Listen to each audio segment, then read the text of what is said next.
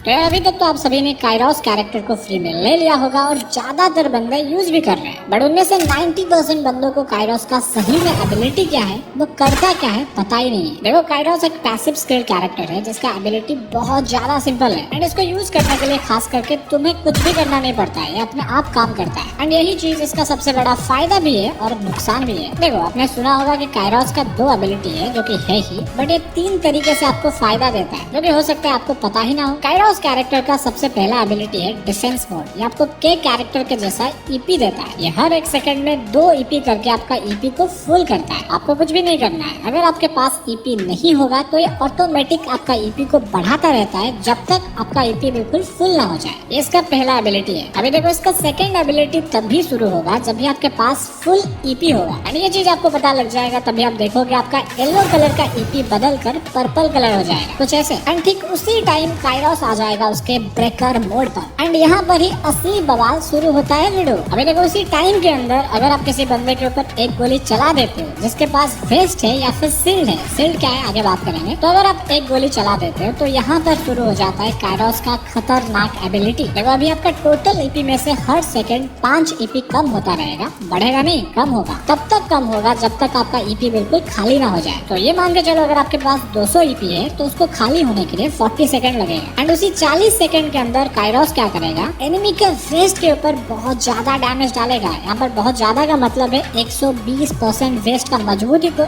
एक साथ में तोड़ डालेगा। देखो यार अभी इतना तो तुम्हें पता होगा, वेस्ट हमें गोलियों से बचाता है जिससे हमें कम डैमेज लगता है। अगर वेस्ट ही टूट जाएगा तो हम लोग 1 सेकंड भी टिक नहीं पाएंगे एंड इसी चीज का फायदा उठाता है काइरोस कैरेक्टर। एंड इतना ही नहीं, ये तो वेस्ट को फोड़ता ही है, साथ में सील्ड पॉइंट को भी ज्यादा फोड़ता है। यहाँ पर सील्ड का मतलब क्रोनो का सील्ड नहीं है, ये क्रोनो के सील्ड के ऊपर काम नहीं करता है। यहाँ पर सील्ड का मतलब है अभी कुछ कैरेक्टर हैं जो कि हमें कुछ सील्ड पॉइंट देते हैं, जैसे कि एंटोनियो हो गया, सानी हो गया। देखो यार अगर कोई बंदा ऐसे कैरेक्टर यूज करता है तो उसका हेल्थ बोल सकते हो बहुत ज्यादा बढ़ जाता है, तो उसको मार पाना भी मुश्किल हो जाता है। बट देखो एक काइरोस कैरेक्टर सील्ड पॉइंट को भी बहुत जल्दी खत्म कर देता है, ये इसका एक और खासियत है। एंड देखो मुझे पता है अभी बंदे एक चीज को लेकर कंफ्यूज हैं, उनको लगता है कि हयातो का एबिलिटी और काइरोस का एबिलिटी बिल्कुल सेम है, बट ऐसा नहीं है भिड़ो। देखो हयातो क्या करता है, फेस्ट को पेनिट्रेट करता है, मतलब हयातो का गोली फेस्ट को चीर कर एनिमी के बॉडी को ज्यादा डैमेज देता है। यानी हयातो का गोली को फेस्ट रोक नहीं पाता है, गोली फेस्ट में छेद करके बॉडी के अंदर लगता है जिससे ज्यादा डैमेज पड़ता है। बट न्यू काइरोस कैरेक्टर बिल्कुल इसका उल्टा है, ये फेस्ट को ही डैमेज देता है जिससे 2-3 गोली में एनिमी का फेस्ट टूट कर बिखर जाता है। जैसे देखो सिंपल बात है, जितना आपका फेस्ट कमजोर होगा उतना ज्यादा आपको डैमेज पड़ेगा और एक बार फेस्ट टूट गया तो आप एक गोली में ही निपट जाओगे। तो देखो अभी के टाइम पर ये हयातो से 10 गुना ज्यादा पावरफुल कैरेक्टर है एंड इसका पावर का अंदाजा आप यहाँ से लगाओ। अगर आपके पास 2 लेवल का वेस्ट है और आप काइरोस कैरेक्टर को यूज कर रहे हो, डबल बैरल का एक गोली से आपका फेस्ट ये फोड़ देगा